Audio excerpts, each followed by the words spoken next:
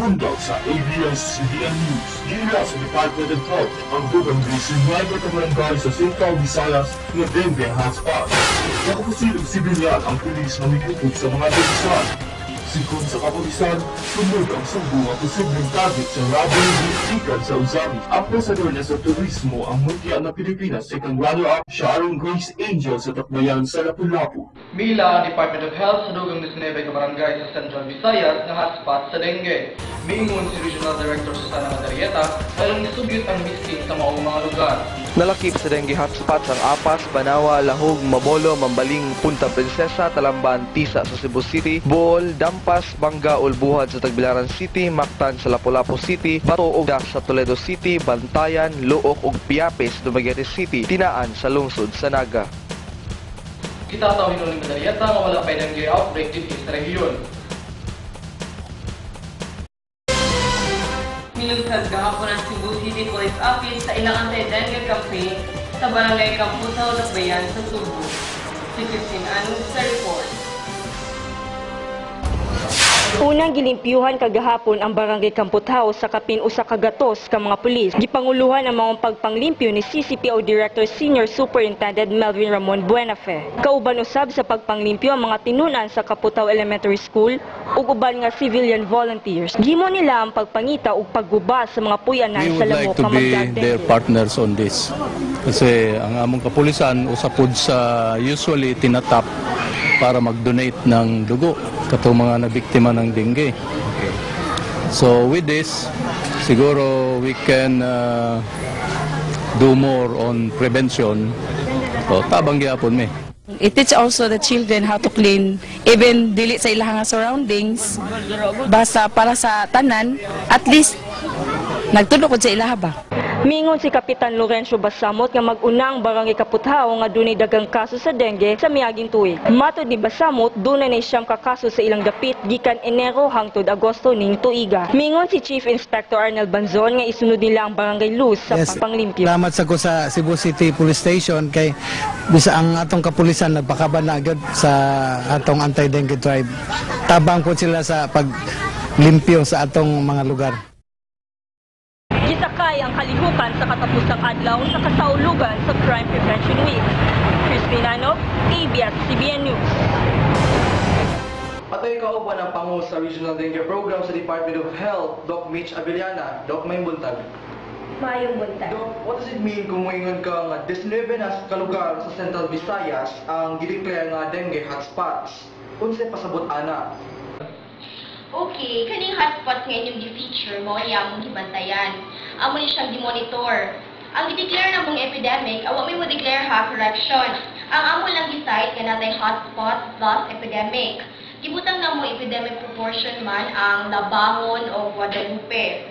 But kini manggod nga mga lugar, always manggod name. Always kini silang taas, so we cannot say nga epidemic because it's always high in their places. So, kini na lang walong ang dimensyon ng among gibantayan. Ka mga lugar. So, kining mga lugar mo ning bagong mga hotspots? Yes. Okay. Usually, di sila taas, pero ni taas sila karon. So, quite alarming kining nga mga lugar, Doc. Atong tanawon kining lamok. Unsa nga matang sa lamok in terms of lifespan. Pila ba ka adlaw ang maumatang sa lamok nga mabuhi? O pila ba ka mga tao ang kinahanglan niyang paakon? Okay. Ang lifespan sa lamok, usually it's about 30 days. And in that number of days, the Aedes bites about 6 to 7 times. They have to bite because they need the protein from the humans to make them lay eggs. So, survive na siya of about 30 days, and that's a long time. That's why our drive is the clean up drive. One should observe the 4S. Dili lang sa inyong kaugalingon. Nga balay matibok ni sityo. Because we know nga ang lamok dili mahigtan. Okay. Do not be dependent on our chemicals, which we admit right now could be helpful tungod sa kadaghanan sa lamok. Makatabang ni siya, but do not be dependent on it because we all know na amang gay hazards and chemicals for all of us. So, kanang 4S nga among gitudlog balik-balik, gamiton gid na siya karon nga naglimpyo mo very good Panglimpyo mo pero i-destroy ninyo inyong mamahimong puyanan sa lamok. Ipanglabay ng mga lata, butilya nga dili ninyo pinahanglan ka ng walay takob. Ang mga bukong ipangkubo ka ng mga tires inyo ng buuan para di mapundo ang tubig. Dok, kining gitawag nato og 4 strains of dengue, upat ka matang sa lamok nga nagdaog dengue. Asa taan ni in terms of strains karon? Unsa nga matang ning naa karon itakboy sa atong lugar din sa Region 7? Okay, sa Region 7, particularly sa Cebu, what we've known is type 3. It is the type correlated with DSM. Meaning, which is dengue shock syndrome. mauni pinakataas, Dok. If I'm not mistaken, mauni ang pinakagrabe nga dengue. Yes, makamatay na siya. Dok, what does it mean sa mga tao nga nataptanaw og dengue kaniadto? Unya na maakan siya pagbalik. Nagpasabot ba kini nga mas kritikal ang ilang kondisyon? It can be. Well, there is no cross immunity. Kung ikaw primero ni mong infection, muingon na kag mild, so type 1 na siya. And if you could be bitten again by another one, it's not anymore type 1, but it's already 3. Okay, Doc Jocelyn, unsa pala imong masulti sa atong televiewers karong buntaga? So, balik na sa eskwela dengue brigade. And then, kung naigilantan sa inyo ha, karon balik o gamit og mosquitero at daytime. Kay mao man ay biting time. Yes. Gamit og mosquitero para ang lamok dili makapaa. So, that's 1. Then, balik jud dyan lagi sa among 4S.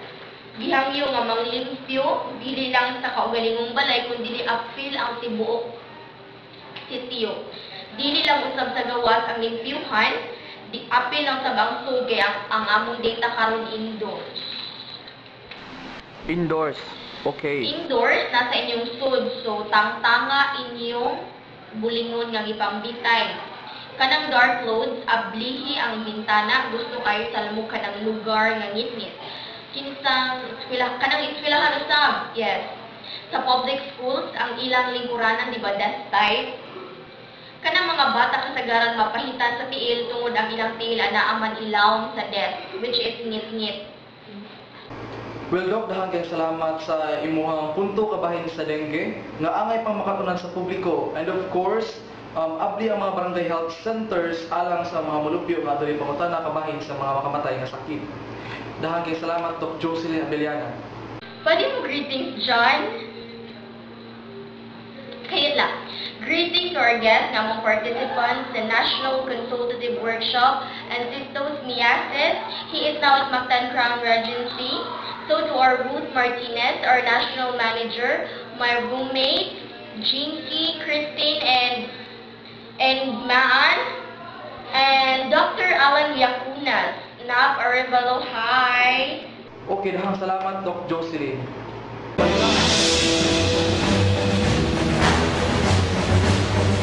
Nakapusil og sibilyan ng pulis nga migukod sa duha ka tulisan. Si Karin Malahay sa report. Kita mo din is kinagigaya sa Bilaknani Kalabit tali sa duha ka nagdadang tulisan o basa ka pulis. Sa kaisis diyawan mo yung kwalunga sa Osaka, Kiyo-Kyo mo sa basa ka gamit na darubot diyawan kwalunga ang duha ka tulisan nga mideklara o pulis. Daling ipakda ng diyawan kwalunga ang mga tulisan o iabakis. Yan bigo ko sa mga pulis sa mga tulisan o ipusil kini apan sa kasibigan na naigo. Dada ko, dito ko sa may parmasi niya. As na, sa dala naman ako, kung lang ako, singgit ko ba, paano mo na yung taabang ba? Nain na musil galit. Oo, nain na musil. Uli. Paano kabantay po sila, is not sila gukod. Nidagan sila. Kanya, gigukod na ko.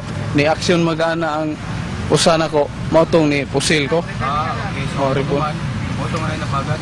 Wa ko kabantay nga napagan dahil siya. Naigo sa wang buktong siya, very lokal sa kinsa padungo utang malabang sudan. Daling gitala ni Pio Cordova sa CCMC kon Cebu City Medical Center ang maong biktima. Pagkakaroon, under custody siya na to, no? Tungod sa doon na may nasamdan. Kanya, unsay resultan, i-file ang fiscal's office. Daling nakasibat sa lugar ang mga tulisan humala mga pagutol sa arma. Karin Malahay, ABS-CBN News. Posibleng isunod na ang Sugbo isip target sa Rewitten Group gikan sa Usamis. Nangandam na ang kapulisan si Jinky Galasang sa report. Tumok ang usamis boys nga responsable sa pagpanuli sa bangko sa Cavite. Nipasidaan si Chief Superintendent Jose Ergo sa iyang kapulisan gumikan ni ini. Mato di Go, basin nagdahom ang kapulisan nga 2 oras sa layo manulis ang usamis boy. Mato di Go, Cebu City ang sunod nga target ni ini. I-expect na namo nga mo divert na sila in different region.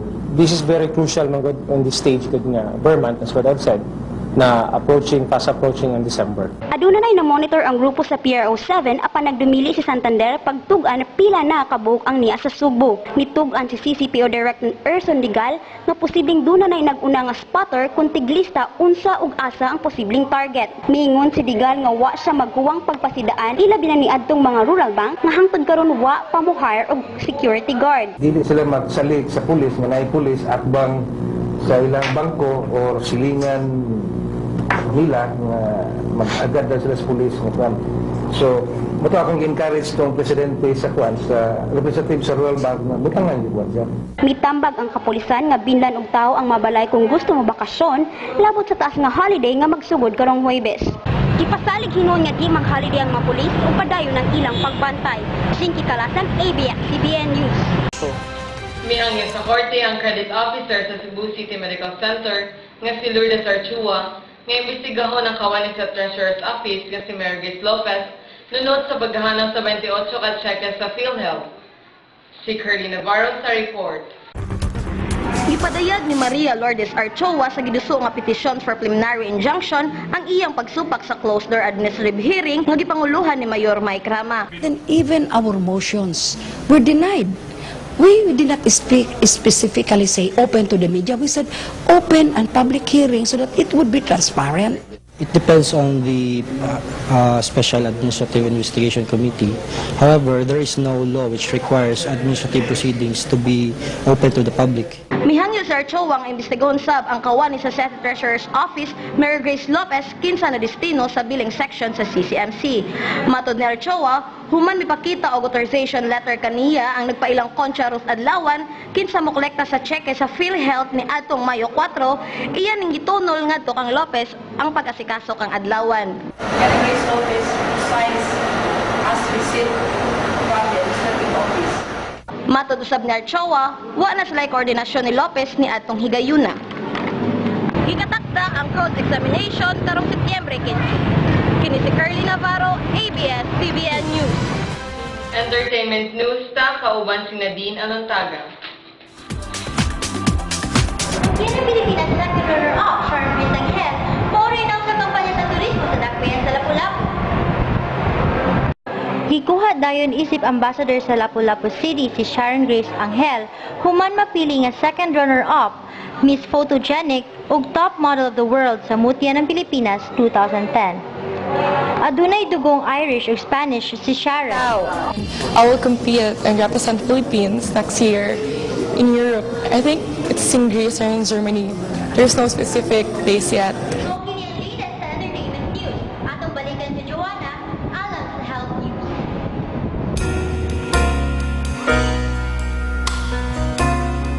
Sa pagtuon sa University of Michigan Medical School nga dunay kapasidad ang saging nga mopahinay sa HIV infection.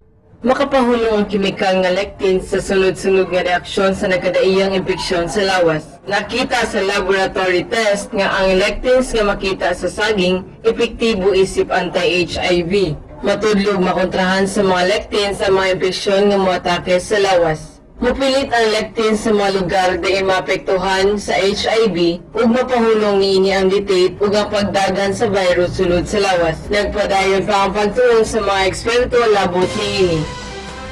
At ang iyong pang mga balita sa TV Patrol Central Visayas alas 5:20 sa hapon. Kini si Jan Sajulan. Ug kini si Joanna Daslet. Maayong buntag, kapamilya.